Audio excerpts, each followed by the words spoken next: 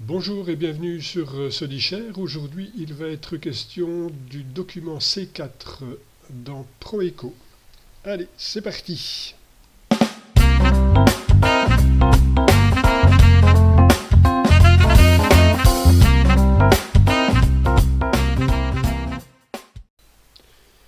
Alors, lorsqu'on veut créer un document C4 de manière numérique, en somme, on peut dire qu'on a deux possibilités.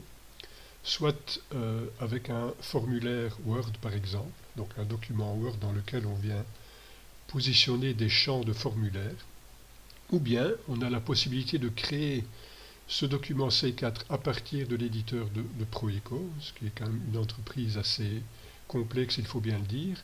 Mais donc ici, on a aussi un seul document qui permet de gérer jusqu'à 3 fractions de C4. Alors, donc c'est ce que je vais vous montrer aujourd'hui, donc le document C4 à partir de l'éditeur de Proeco. Évidemment, ce document est déjà créé, vous ne devez pas le créer vous-même. Par contre, il y a certains paramètres à venir chercher dans Proeco qui n'y sont pas de manière native et que vous devez donc créer vous-même. Donc je vais commencer par vous montrer cela. Donc pour ce faire, on va dans le menu Enseignant et on va prendre les paramètres enseignants. Voilà, on vient ici tout en bas dans les onglets horizontaux et on prend l'avant-dernière zone de sélection. Voilà. Et ici, on a 3 séries, on va venir prendre la deuxième. Pourquoi la deuxième? Tout simplement parce que moi j'ai déjà des choses qui sont placées dans la première. J'insiste aussi sur le fait qu'il faut absolument prendre cette deuxième série pour que le document C4 de l'éditeur puisse fonctionner correctement. Si vous allez prenez une autre série pour placer vos paramètres, ça ne fonctionnera pas. Donc j'insiste bien là-dessus. Donc je clique sur définition des valeurs. Voilà. Donc ici je vais, donc moi je ne prends pas la première série parce que comme vous le voyez, elle est déjà occupée par autre chose. Et je vais prendre les séries 2, 3, 4 et 5 pour venir y mettre d'une part le nombre de fractions que je devrais éditer pour mon C4. Donc 1, 2 ou 3. Donc on le voit ici, 1, 2 ou 3. Est-ce qu'il y a eu des interruptions? Donc soit aucune, soit interruption pour maternité ou pour une autre raison. Le type de fin de mon C4, une fin normale, traditionnelle, ou alors fin à l'engagement par le PO avec préavis ou sans préavis, ou démission du membre du personnel. Et si préavis, est-ce qu'il a été ou pas suspendu? Et s'il a été suspendu, pour quelle raison? Donc voilà les 4 éléments que je vais devoir venir placer et vous devez absolument venir les positionner à cet endroit-là. Il est important aussi de numéroter les différents éléments de votre liste avec les chiffres 1, 2 ou 3 ou 1, 2, 3, 4 ici, puisque ce sont ces chiffres-là qui vont venir régler, si on veut, le fonctionnement du C4. Donc bien faire les choses exactement comme elles le sont ici, au bon endroit, donc dans la bonne zone de sélection pour que le C4 fonctionne correctement. Une fois que c'est fait, donc on valide ici OK, et encore une fois ici OK, et on va pouvoir aller éditer le C4. Donc pour ça, je vais sélectionner un membre du personnel et on va aller voir où se trouvent les paramètres que l'on vient de créer.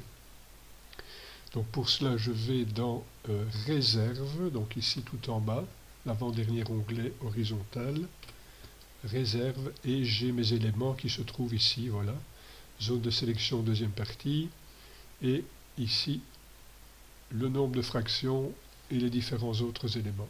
Ici, je vais simplement faire une démo avec 2 fractions. Je ne vais pas mettre d'interruption, on va prendre une fin normale. Attention que quoi qu'il en soit, donc même s'il y a pour une fin normale, donc même s'il n'y a pas de préavis, il faut bien sélectionner ici, pas suspendu. OK? Donc, suspendu pour maladie ou congé, autre raison, on ne les coche que quand il y a effectivement un préavis, éventuellement, mais de toute façon, il faut garder dans tous les cas le caractère 1 pour le bon fonctionnement du C4. Alors, une fois que ceci est réglé, on va donc créer un C4 avec deux fractions. Donc je valide ce que j'ai fait ici. Je peux refermer et je vais aller chercher mon document. Donc le document qui sera disponible évidemment en téléchargement. Je vais l'imprimer et je vais ici me mettre simplement en prévisualisation. Voilà. Donc ici vous avez chaque fois la demande pour la fonction, le statut, la date d'entrée, la date de fin et le mensuel brut indexé. Par défaut, c'est la fonction d'enseignant qui est sélectionnée, donc enseignante pour une dame et enseignante pour un monsieur. Okay. Évidemment, ça, vous pouvez toujours venir la modifier en cas de besoin. Donc, OK. Ici, statut temporaire. Alors, le numérateur, oui, je vais prendre ici, par exemple, 12 pour le numérateur, 12 vingtième. Une date d'entrée, pendant le 10 du 11 2023. Une date de fin, voilà.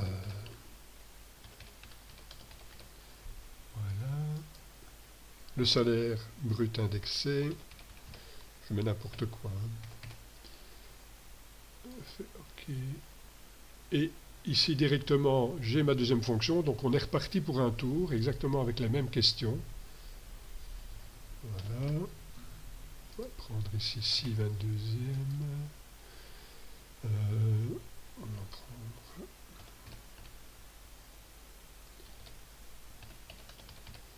voilà.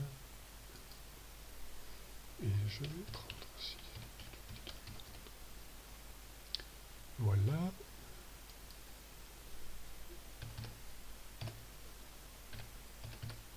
OK. Voilà. Et la date de fin pour donc une fin d'occupation normale, je remets mon 19 du 12 2023, je fais OK. Et votre document est édité. Voilà.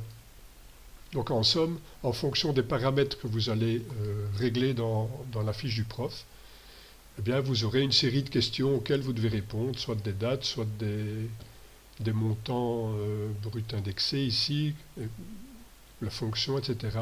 Et votre document se crée automatiquement. L'inconvénient avec ce type de document avec l'éditeur de Proeco, c'est que si à un moment donné vous faites une erreur, admettons que vous soyez trompé dans la première date ici, c'était pas le 10 du 11 mais une autre date, évidemment le problème c'est que vous ne savez pas revenir en arrière. Donc la seule façon alors de corriger votre document, c'est de le recommencer depuis le début. Ça, et c'est valable avec tous les documents de l'éditeur dans lequel vous devez vous-même venir introduire des informations. S'il va chercher directement toutes les infos dans Proeco, il n'y a pas de souci, mais si vous devez vous ajouter des informations, voilà, vous faites une erreur, vous passez outre, il faut recommencer le document au complet. Pour pouvoir revenir en arrière, ben, ça peut se faire alors, mais c'est comme je vous le disais tout à l'heure, un document, un formulaire Word, alors vous savez toujours revenir en arrière. Donc voilà comment fonctionne ce document C4, donc j'insiste bien sur le fait qu'il est directement lié au fait de venir positionner les 4 paramètres dont je vous ai parlé au début, exactement au même endroit au niveau des réglages de Proeco. Voilà, ben écoutez, j'espère que ça vous sera quand même utile, et ben, je vous dis à bientôt dans un autre tuto. Ciao!